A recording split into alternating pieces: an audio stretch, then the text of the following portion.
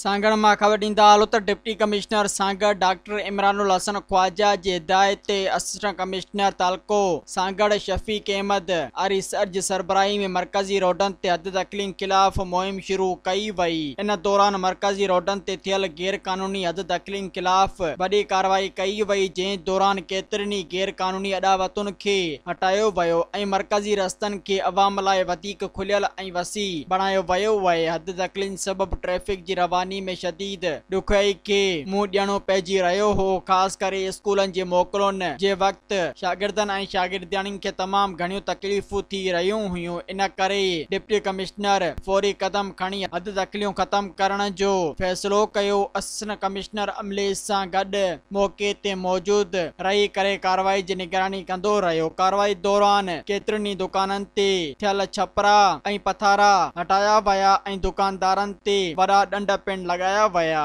Subscribe कयो अवामी news HD खे ऐं ताज़ा तरीन ख़बरुनि लाइ ॾिसंदा रहो अवामी न्यूज़ HD।